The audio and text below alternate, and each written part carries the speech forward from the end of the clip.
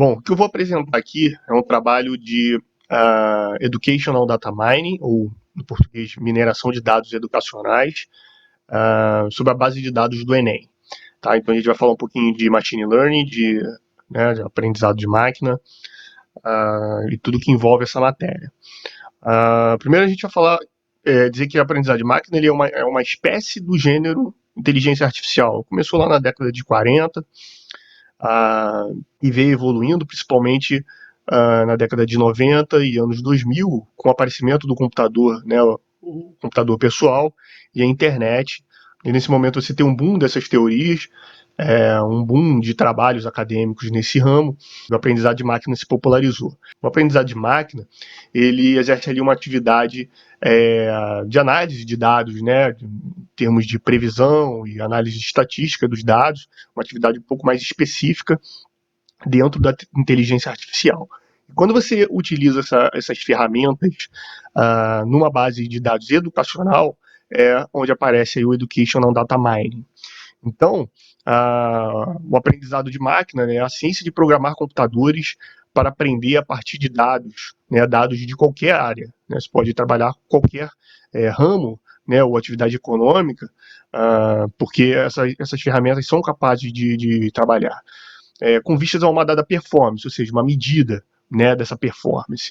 E a partir dessa experiência, ou seja, a experiência, né, que ele adquiriu, faz essa analogia com o aprendizado, né, de uma pessoa, por exemplo, ele incorpora isso nesse programa, né, nesse programa de computador, e eles podem melhorar o seu aprendizado. A gente tem várias formas de classificar, né, definir os algoritmos de aprendizado de máquina, mas sobre a supervisão humana você tem os supervisionados, não supervisionados, semi-supervisionados, e os que fazem aprendizado por reforço. A gente fala mais especificamente do supervisionado e não supervisionado, porque são os mais populares, mais usados, né?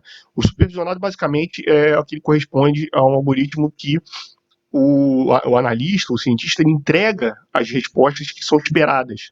Né? Então, fazendo a analogia, é como se o aluno estudasse lá com o gabarito, né? Para depois fazer a prova e tentar assimilar aquele aprendizado que ele teve antes, quando ele tinha o gabarito. O aprendizado não supervisionado, você não tem o gabarito, né? Essa tarefa é basicamente de agrupamentos, ou seja, ele busca dados que têm alguma semelhança. Existem várias formas de verificar isso, então é basicamente o que ele faz. O supervisionado ele faz as tarefas de classificação ou regressão. Classificar, né, definir categorias, ou seja, alto, baixo, compra e venda, preto, branco, classe A, classe B, classe C. A regressão definir um valor contínuo. Então, é definir um preço, definir uma altura, definir um peso ou definir uma nota. Então, esse aprendizado supervisionado, né, esse gráfico de cima exemplifica muito bem. Você tem duas bases de dados, né? A de treino, onde o algoritmo vai aprender a relação entre os atributos e a variável resposta, no nosso caso aqui é a nota de redação, a gente vai ver, e a outra base é o teste, né? Então, quer dizer, ele vai receber essa base que a gente chama de x-teste, né, que são os atributos, e vai fazer uma previsão. Depois ele compara, né, que é aquilo que a gente viu lá na definição, né, ele vai perceber qual é a performance, né, ele vai medir qual é a performance. E dessa experiência você vai incorporar uma melhoria até que essa previsão esteja mais próxima possível da realidade. A mineração de dados educacionais então usa todo esse aparato, todo esse ferramental dentro de uma base de dados educacional, né? Tem várias finalidades, né? Você pode criar aí ferramentas de gestão educacional, né? O gestor pode se valer dessas ferramentas que são bastante robustas, né, em termos de análise e melhoria do processo educacional. A personalização, né, você consegue individualizar, né, o processo, definir um programa bastante melhorado para os alunos e fazer previsão de resultados acadêmicos, uma coisa bastante interessante, né, você conseguir prever quais alunos que estão em maior risco, né, de não serem aprovados ou de serem aprovados. Tudo isso está dentro de uma realidade de uma educação orientada a dados, né, que está dentro do escopo do Educational Engineering. São duas áreas mais discutidas lá fora recentemente, no Brasil não tanto.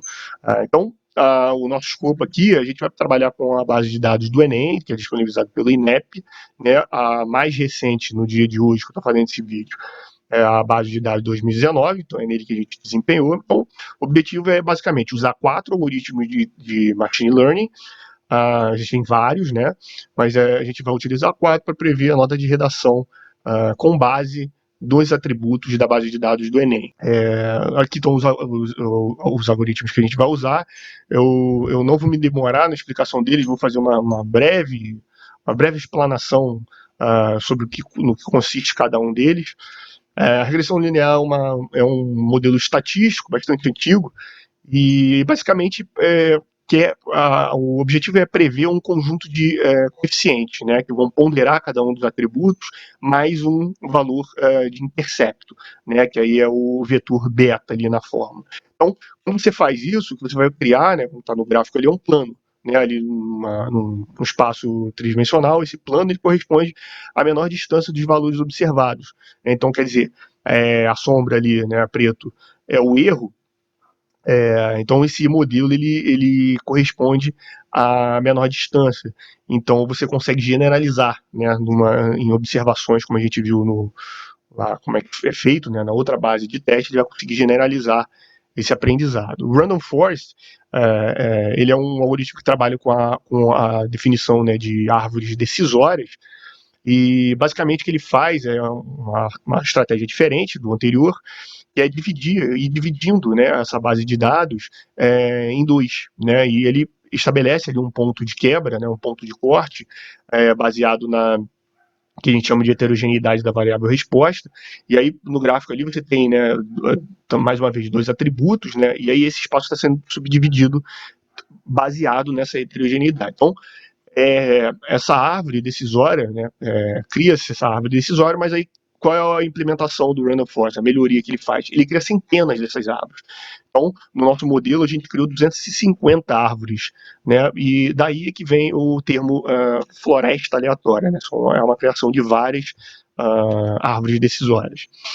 O KNN, né, do K-Nearest Neighbor, ou o vizinho, os K-vizinhos mais próximos, né, é um algoritmo de aprendizado de máquina que trabalha com uma abordagem bem diferente dos outros. Né? Ele faz uma abordagem baseada em instância, ou seja, ele não trabalha com a base de dados toda, ele trabalha com um subespaço dessa base de dados menor.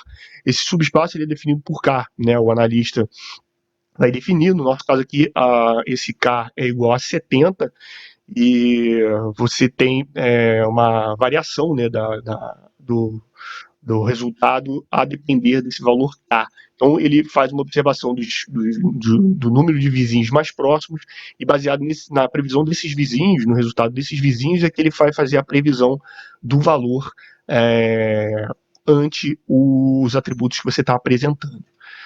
A rede neural, com certeza, é o algoritmo mais badalado, já que ele está no centro do que a gente chama de aprendizado profundo, o Deep Learning. Claro que no Deep Learning você trabalha com várias camadas profundas, né, ou seja, várias camadas ocultas, e o modelo mais simples é o do Perceptron, né, que consiste numa entrada, um neurônio e uma saída. Né? Quando você junta vários perceptrons para melhorar esse algoritmo, ele se torna um MLP, né, Multilayer Perceptron. É o que a gente vai usar aqui. No nosso caso, a gente vai usar com uma camada só. Você vê que nesse gráfico está demonstrando duas, mas a gente vai trabalhar com uma camada só e 25 neurônios diferentes.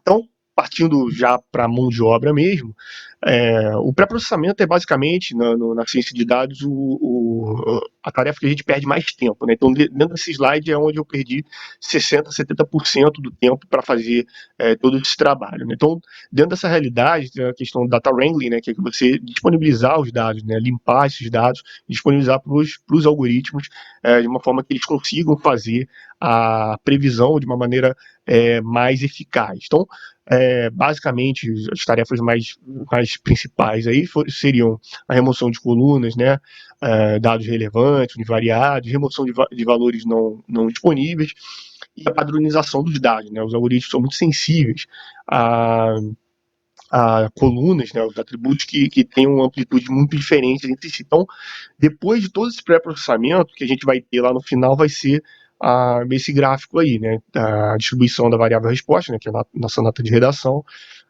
Você tem um gráfico de uma curva de distribuição e um box plot.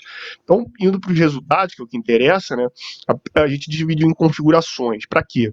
Para a gente avaliar o impacto do poder preditivo desses algoritmos diante de diferentes configurações das bases de dados. Então, na configuração 1 é o equivalente ao que vem depois como fica depois do pré-processamento. Então, com o pré-processamento, né, você tem 1.256 linhas e 95 colunas, contando aí com a nota de redação. Então, essa é a tabela, né, de resultados, lembrando que a gente está trabalhando com três métricas do erro preditivo, né, assim que a gente avalia o resultado, o RMSE e o MAI, quanto menor, melhor, e o R quadrado, que é basicamente o poder explicativo do algoritmo, em porcentagem, quanto maior, melhor. Então você vai perceber que o Random Forest ele é o que vai ter um melhor desempenho, né, seguido pela rede neural.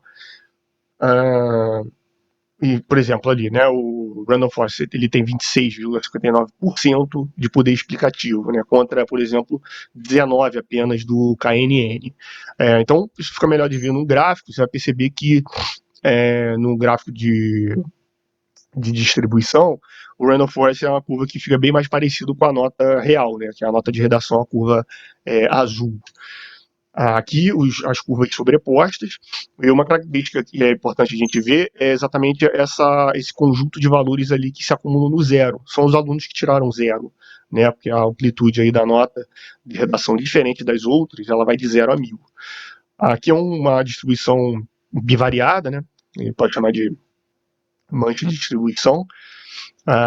E a configuração 2 que a gente fez o que a gente chama de feature selection, que é você estabelecer, né, escolher diante de algum critério alguns atributos, né? Em vez de você submeter todos ao algoritmo, você escolhe algum.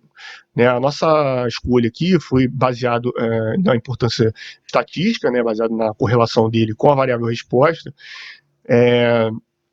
e estabelecido um percentil, né? No caso aí, os 60% das colunas dos atributos mais importantes foram selecionados e o resto foi excluído. E só esses 60% primeiro foram submetidos ao algoritmo. Então aqui é uma demonstração no gráfico como isso se desenvolve, né? Quer dizer, quanto mais atributos você retira, pior fica o algoritmo, né? Quer dizer, ele precisa de muitos atributos para ter maior capacidade explicativa, né? Isso valeu para os 4 algoritmos usados. Então aqui está o resultado nessa configuração 2, você vai perceber que não houve muita diferença. A gente já viu no gráfico, que é basicamente o mesmo gráfico, né? Assim, você vai ver lá que o Random Forest continua sendo o melhor, seguido da rede neural, e o KNN ele performa pior, né? O pior de todos. Então, aqui o gráfico sobreposto, né? E a mancha de distribuição mais uma vez. Então, na configuração 3, o que a gente fez? A gente passou a analisar o seguinte: vamos ver o tratamento da variável resposta, que é a nota de redação. Acontece. Essa é uma característica da base de dados. A nota de redação ela tem critérios objetivos para ser atribuída a nota zero, né? Quando o aluno ele foge do tema, ele copia o texto motivador. Então, existem critérios objetivos estabelecidos pelo INEP que anulam a prova do aluno, né? E é atribuída a ele uma nota zero. Então, a gente pode considerar apenas os alunos que não receberam essa nota zero, né, e observar como os algoritmos se comportam olhando só para esses alunos. Então, a amplitude da variável resposta agora passou de 40 para 1.000, né, não mais de 0 para 1.000. A gente vê que na base de dados tem um pouco mais de 40 mil alunos, né, que performaram com essa nota zero, né, ou seja, eles tiveram a prova anulada. Então, aqui é só demonstrar a diferença, né? Quando você corta a nota zero, né? Tá no gráfico de baixo. Você vê que é o próprio box plot, né? Que demonstra a distribuição dos valores ali, os quartis, né? Ele fica um pouco mais bem distribuído, né? E tudo isso é muito sensível para o poder preditivo dos algoritmos, né? A gente vai perceber isso aí. Então, esse é o resultado da configuração 3. Você vai perceber que melhorou bastante, tá? Então, a gente tinha 129, se não me engano, do Random Forest de MAI, né, de erro MAI, ele passou para 103, né, uma redução bastante drástica, e agora no R quadrado, o Random Forest, ele chega, se aproxima, né, de 1/3, né, de poder explicativo ali, né, 30,32%, né, e a regressão linear passou a ser a pior, né, com apenas 22,36% de poder preditivo. Aqui a gente vai ver o gráfico comparativo, né, se deixa de ter aquele morrinho ali, né, do zero, que é as notas zeros. Ainda está bastante concentrado, você pode ver que a previsão dos algoritmos se concentra bastante, mas o do Random Forest é que assimila melhor, né, essa distribuição. Aqui uma das distribuições sobrepostas, a mancha de distribuição, né, e na configuração 4, que é a última, é basicamente juntar a configuração 2 e 3, né? Ou seja, o tratamento dos atributos e o tratamento da variável resposta. Juntar os dois e ver se a soma dos dois consegue atribuir melhoria, né, para a previsão desses algoritmos. E o que a gente percebe é que não. Né? Na verdade, a gente tem praticamente os mesmos resultados, com exceção do KNN. A gente vai ver no final o último gráfico aí, mas basicamente não houve nenhum tipo de melhoria, né? Pouca, ou muito pouca, às vezes até piora. A gente consegue concluir com isso que tirar atributos, né, mesmo que seja mesmo que seja considerando a importância estatística deles, não conseguiu transferir, né, não conseguiu implementar melhorias, né, para os algoritmos. Então, o gráfico de distribuição, que é muito parecido com a configuração 3, né, praticamente não tem muita diferença, e esse gráfico ele incorpora toda essa análise, né, entre as configurações, os algoritmos e as métricas. Então, assim, a partir dali, né, esse um gráfico de diferença percentual, então, partindo da configuração 1, entre a configuração 1 e a configuração 2, você vê que tem pouquíssima diferença com o destaque do MLP, né, que é a rede neural. Você vai ver que o MLP ele piorou quando a configuração 2, lembrando, é retirada de atributos por importante estatística. Mas você vê que ele é o que mais sentiu, e sentiu negativamente. Né? Você vê ali que o erro ele perde poder preditivo e o erro aumenta, né? Essa é uma diferença mais importante, os outros quase que ficam ali muito parecidos. Quando você vai para a configuração 3, que é onde você teve a retirada dos valores zero, né, ou seja, o tratamento da variável resposta, aí você tem uma melhoria muito grande. Você vê que todos os algoritmos eles caem em termos de erro, né, medido pelo RMSE ou MAI, e sobem em termos de poder preditivo em forma do R quadrado. E entre a configuração 3 e a configuração 4, que é o que mudou, é você incorporar a configuração 2, você vai ver que basicamente não houve diferença nenhuma, né? Se você olhar ali o RMSE e o MAI, basicamente eles continuam com a mesma performance. Com a exceção, mas, né, reforçando, do KNN, que você vai perceber lá em cima, né, o R quadrado, que é o quadradinho, o verde, né, que é do KNN, ele melhora. Né? Então você vai ver que, em termos de poder preditivo, ele teve uma significativa melhora ali, quando você incorpora a configuração 2 a 3. Né? E o Random Forest tem uma ligeira queda. Então essa foi uma demonstração aí da técnica de mineração de dados educacionais. Espero que não tenha ficado muito tão complicado. E é isso. Até o próximo vídeo.